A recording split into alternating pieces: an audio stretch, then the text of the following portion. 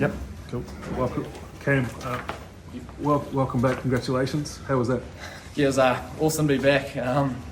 There's moments like that that you can't quite replicate, and it's moments that you dream of. So being out for a while, obviously on the sideline, so to be back and retain the bled in front of our home fans at Eden Park, it doesn't get much better. You got off to a flyer, but you had to sort of show a bit of resolve at the end as well. Is that satisfying as well in a different way? Yeah. I guess credit to Aussie. We knew that they were battle hardened. With Joe Schmidt, he's had a massive influence on their team, and they're a team that doesn't fold under pressure. They're a team that's going to go for the whole lady, and credit to them. We, like you said, we started well, got a pretty good lead, and then they were able to grind their way back before half time. And I guess credit to us. In the past few weeks, that second half we had sort of let moments slip. So it was good to, I guess, sort of take control of it. Managed to get a few penalties and keep the scoreboard ticking over, and then obviously seal it towards the end there. And it was good. Really proud of the boys. Talk us through that try you scored to seal it effectively. Did it just sort of open up in front of you? Yeah, I guess so. I guess the role of the 9 is that inside support line, and I think Geordie got a nice offload to Quinn. I'm just glad that he looked over both shoulders and looked inside.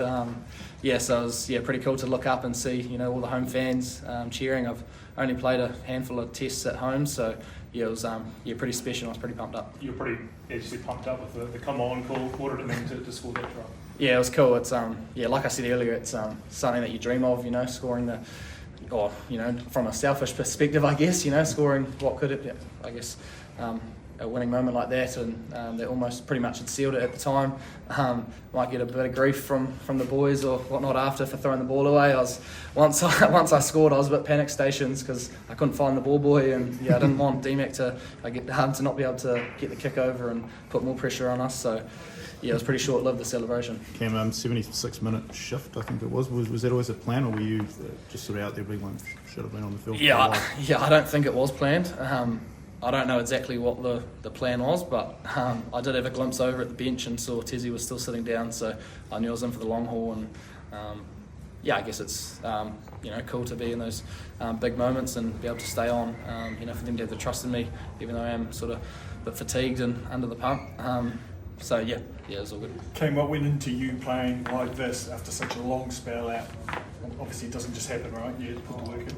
Yeah, I guess so, and I think that's just the nature of the All Blacks and the environment that we've got. The trainings are at high intensity, which replicates a game.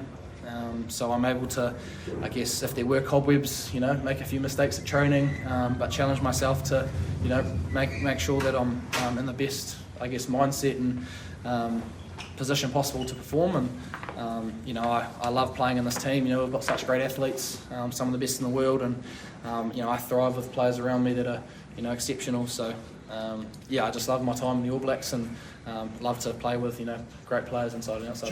Job 1 done. Is job 2 very much still hovering over this team? Yeah, 100%. That's just the bled is low, which is special, but we've also got an opportunity to win the rugby championship as well. Results pending, so it's I guess we're going to celebrate the Bledisloe. It means a lot to this team, and with all the history behind it. But I guess once we've done that, it's on to the next job, get over to Perth and ready to rip it again. Thanks all. Thank you. Thanks, Cam. Thanks, Cam. Cam. Straight down the hall, please.